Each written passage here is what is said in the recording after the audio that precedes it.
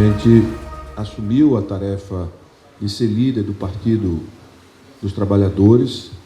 Eu já fui líder no ano de 2020, mas numa outra condição em que o presidente era outro, era um líder de um partido de oposição ao governo. Agora, eu sou líder do partido que é o partido do presidente da República.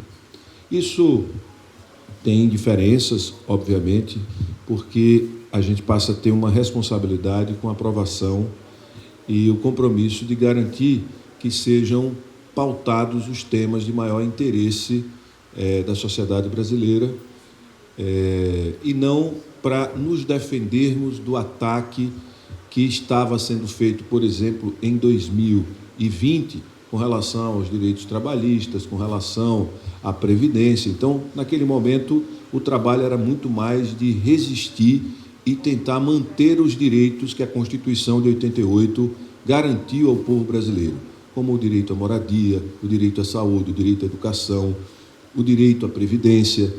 E, naquele momento, o nosso objetivo era a garantia de direitos. Neste momento, nós não temos sob forte questionamento e, na verdade, nós temos a defesa do governo na garantia desses direitos. O questionamento desses direitos vem da nossa base de oposição, que acha que o Estado tem que ser mínimo, acha que não deve se gastar e não deve ter recurso dirigido exclusivamente para a saúde, acha que o salário mínimo deve ser desvinculado do benefício previdenciário, que acha que o salário mínimo deve ser desvinculado do BPC, né? E isso tudo é uma posição que já vem desde o governo anterior e dos dois governos anteriores, porque eles dizem que com isso o Brasil passaria a gastar menos. Mas esse não é gastar, esse é um investimento naquilo que é mais importante, que é a seguridade, que é garantir ao povo algum tipo de segurança, algum tipo de materialidade no que a gente chama de cidadania do povo brasileiro. Então, a nossa tarefa, neste momento, é uma tarefa de garantir que os projetos que o governo vão encaminhar à Câmara e, principalmente, quando chegarem ao Senado, a gente garantir que esses projetos sejam aprovados. Nós temos como projeto fundamental deste ano para todo o Brasil a isenção do imposto de renda para quem ganha até R$5.000. Nós vamos ter, com esse projeto, e a redução de quem ganha até quase R$7.000, vai ter uma redução,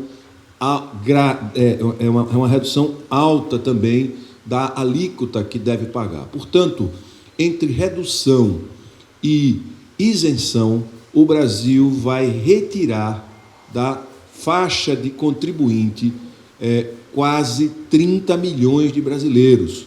Nós temos no Brasil 45 milhões de pessoas que pagam imposto de renda. Nós vamos ter isenção ou total, mais de 25, 28 milhões, vai ter isenção total, e outros em torno de 7, 8 milhões, uma isenção parcial, que ao final das contas também vai acabar não pagando imposto de renda por conta dos descontos, por conta das deduções que serão feitas. Portanto, nós vamos ter no Brasil uma redução do número de contribuintes, de 45 milhões para 15 milhões de brasileiros. E como é que vai compensar isso? Com a cobrança de imposto de apenas 156 mil brasileiros. Ou seja, nós vamos tirar da condição de contribuinte e de pessoas pagando imposto de renda 30 milhões e vai ser compensado por 156 milhões de brasileiros. Ah, mas vai explorar essas pessoas vão pagar? Não, essas pessoas vão pagar algum imposto que hoje não pagam e muito menos do que paga quem ganha, por exemplo, acima de R$20.000. Quem ganha acima de R$20.000 paga 27,5%. Essas pessoas não vão pagar mais do que 27,5%. Na prática, elas vão pagar menos do que isso, mas vão pagar alguma coisa sobre outras rendas que hoje não são tributadas. Então, esse é um debate importante que nós vamos ter no Congresso Nacional. Devemos ter, no próximo período, vários projetos para ajustar o funcionamento da nossa economia, para que ela dê mais fluidez, melhore o ambiente para instalação e manutenção de empresas. Vamos ter projetos para estimular o empreendedorismo, com linhas de créditos específicas para os pequenos empreendedores poderem tocar os seus negócios, manterem e ampliarem as suas atividades. Devemos ter um programa na área da saúde, com o objetivo da gente zerar as filas de cirurgias de oftalmológica, ginecológica, ortopédica, cirurgia geral, todas aquelas cirurgias que podem ser feitas com até 12, 24 horas de internação, a fila deve ser zerada. Isso é uma necessidade do povo brasileiro.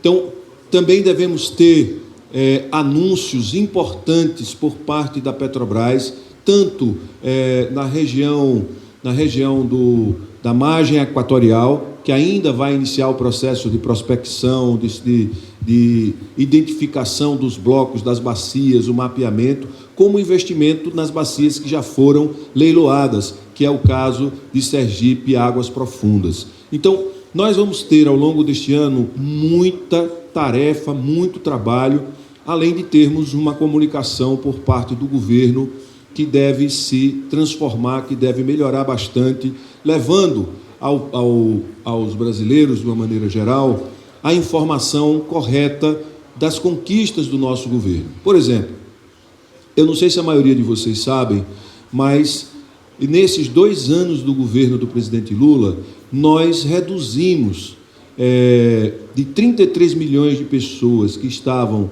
na miséria a menos de 20, quer dizer, nós retiramos aproximadamente 28 milhões da extrema pobreza e da miséria.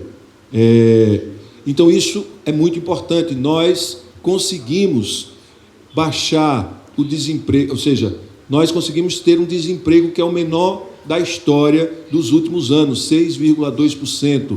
Nós fechamos o ano, terminamos 2023 com 240 bilhões de déficit. O que significa isso? O governo gastou mais do que arrecadou, e em 2024 a gente fecha com um déficit de aproximadamente 0. Então, as condições objetivas para o nosso país crescer com sustentabilidade, com controle da inflação, sem ter muitas preocupações com o aumento de taxa de juros, que isso também é uma preocupação que a gente tem, mas com todos esses sinais, nós devemos ter um ano de muito trabalho e de muitas realizações. No caso específico para Sergipe, nós teremos a condição de ajudar a viabilizar projetos que hoje estão sem o recurso necessário, que não tem um cronograma definido.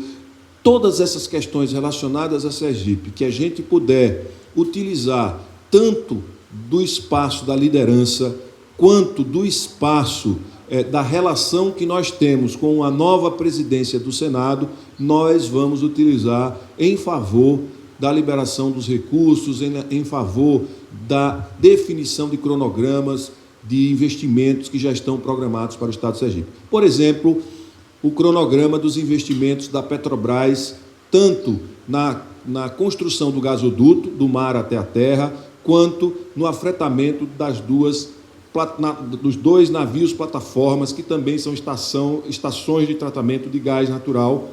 A gente deve ter o cronograma disso.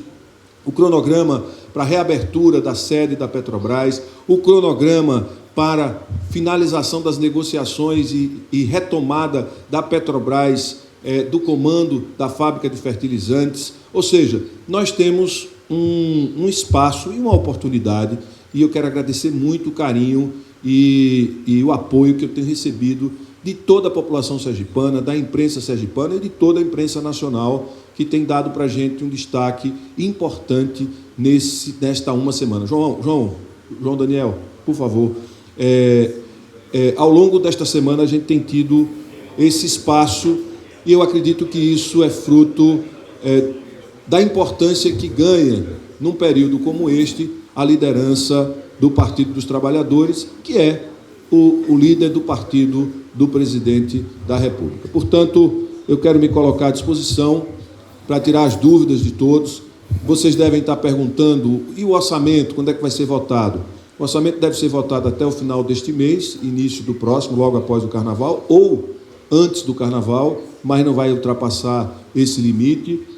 As emendas devem, uma parte, ser liberadas assim que o orçamento for aprovado, uma parte que ficou retida do final do ano passado. As novas emendas, depois de lá para abril, maio, junho, a gente deve ter as emendas de 2024 apresentadas para 2025 também liberadas para dar um reforço aos investimentos e a capacidade de atuação dos novos prefeitos e prefeitas. Então, todo o trabalho que a gente puder fazer para assegurar que os nossos prefeitos, prefeitas e que os benefícios diretos do governo federal cheguem à população, nós estaremos à disposição. Por isso, essa ideia de fazer uma coletiva e me colocar à disposição de vocês para tirar todas as dúvidas que, porventura, vocês tenham e queiram fazer de questionamento. Senador Rogério, bom dia. Estamos aqui ao vivo no Bom Dia Sergipe. Todo o Estado atento a essa entrevista coletiva. A segunda vez que o senhor vem para esse cargo de líder no Congresso, de certa forma, no Senado. Eu queria saber o que é que muda da primeira liderança para agora, os desafios. O senhor fala também em investimentos para o Estado, até de emendas parlamentares, 120 milhões. A Petrobras também, essa luta aí que é de bom tempo, o senhor também vai trazer. Então, o que é que esse novo cenário, os desafios que o senhor terá pela frente? Bom, no primeiro momento que eu fui líder, foi no período da pandemia.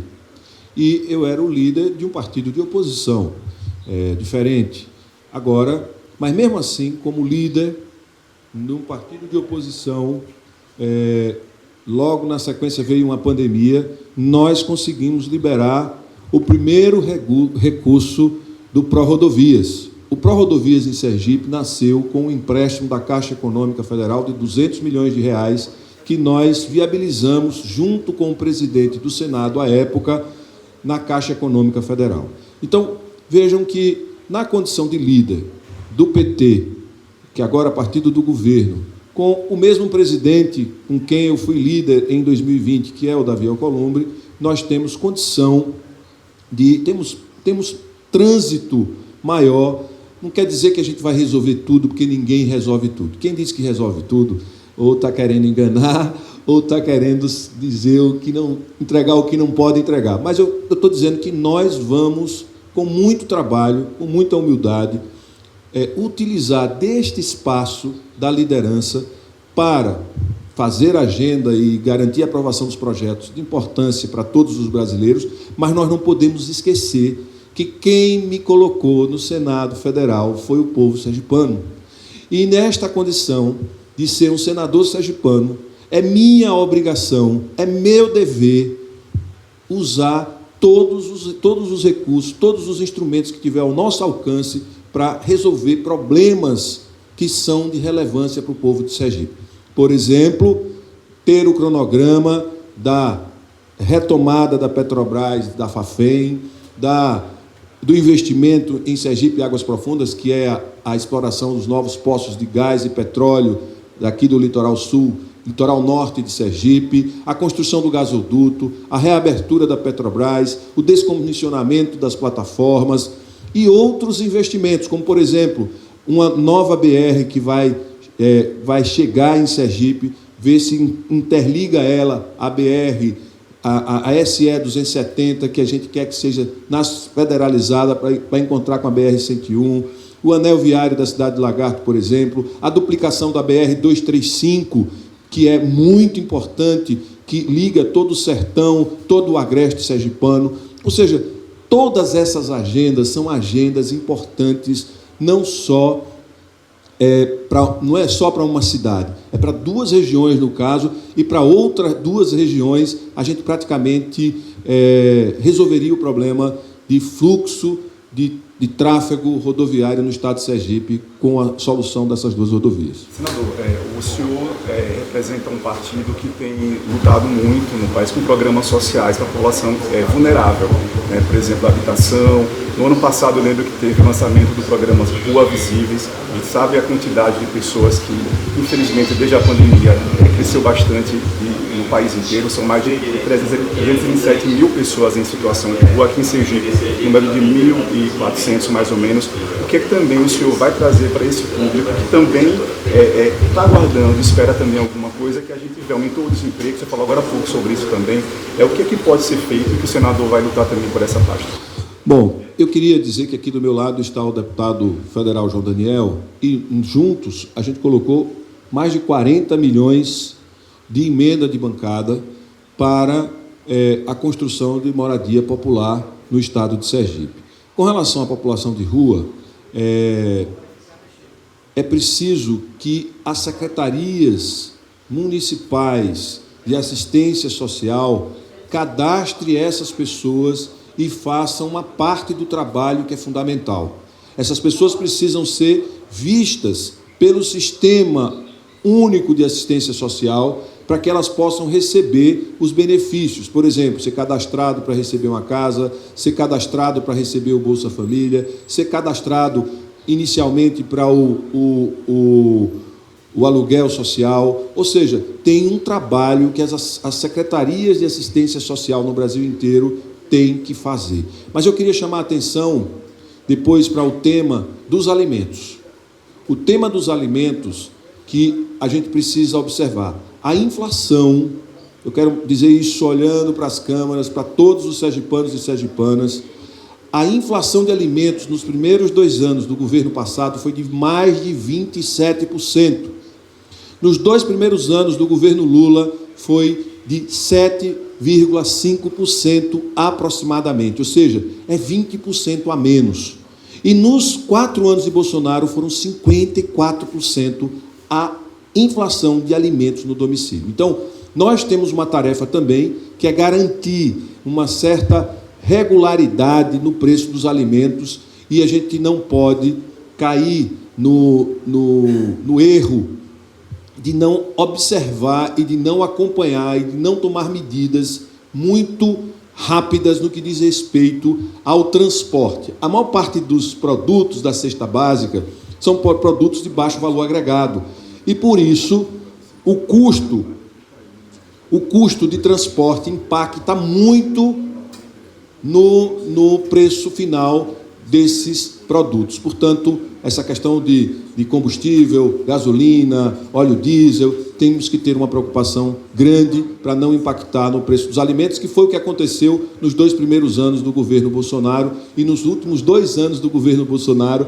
que impactou em 54% o preço dos alimentos. Nós temos que observar os programas sociais, ou seja, o Bolsa Família, o BPC, a gente precisa ampliar a cobertura destes programas conforme a legislação e as regras estabelecem, para que quem precisa possa ter acesso. Nós precisamos ter ainda este ano um grande programa, estamos trabalhando para isso, na área da saúde, que possa atender a demanda de cirurgias que estão há 2, 3 anos esperando, cirurgias ginecológicas, cirurgias ortopédicas, cirurgias oftalmológicas, cirurgias gerais. Ou seja, nós temos uma série de tarefas fundamentais que o governo precisa, ao longo de 2025, implementar, além de concluir toda essa reforma no campo econômico que vai mexer e consolidar uma tendência cada vez maior de crescimento do emprego. Ou seja, cada medida que o governo adota acertada significa mais trabalho, mais emprego e mais renda, que é o que aconteceu nesses 2 anos do presidente Lula, que saíram quase 28 milhões da extrema pobreza, da miséria, e que a gente reduziu o desemprego para 6,2%, com crescimento 6,2% da população. Tem regiões do Brasil hoje que falta mão de obra. Na região centro-oeste, na região sul, em algumas áreas, está faltando mão de obra. Eles estão trazendo gente de outros países para trabalhar, e Nós ainda aqui no Nordeste, em alguns estados, ainda temos desemprego e a gente precisa encontrar espaço de conversa, de diálogo com os governadores, com os prefeitos, para que a gente possa tratar deste assunto e termos uma solução que possa incrementar o emprego na nossa região também, porque não faz sentido regiões do Brasil hoje com falta de mão de obra e algumas regiões ainda com desemprego mais elevado. Então, tudo isso é uma tarefa que a gente tem pela frente. Senador, o que esperar do senhor agora na liderança com Davi Alcolumbre para o estado de Sergipe? Bom, vai depender muito das demandas do estado de Sergipe. Nós estamos com a nossa liderança lá, o gabinete da liderança, o gabinete do nosso mandato, à disposição dos prefeitos, do governador e de todos do estado de Sergipe, para poder, junto com o senador, presidente do Senado e junto com a liderança e junto ao governo, a gente viabilizar aquilo que for necessário para atender a demanda de todos e de todas as sergipanas. Sobre essa questão de demanda, senador, está havendo uma procura dos prefeitos e principalmente o governador tem procurado, tem conversado, enfim? Dos prefeitos eu já tive conversa com praticamente 100% dos prefeitos depois da eleição. Dos que foram reeleitos, dos que foram eleitos, eu já tive conversa com praticamente todos. Todos já apresentaram suas demandas. Todos os falantes, todos os partidos. Não importa isso, porque o mandato é dos sergipanos, não é para atender especificamente um prefeito ou outra prefeita, mas é para atender o povo. Então, nós já tivemos conversa e daquilo que tiver dentro da capacidade do mandato, nós vamos atender. E aquilo que for projeto de repercussão mais ampla, a gente tem que buscar o apoio do governo federal e o apoio dos ministros para poder garantir a liberação desses recursos. E o Estado? O governador? O governador, eu ainda não tive nenhum contato com o governador. Se o governador precisar da gente, do ponto de vista institucional, nós estaremos à disposição.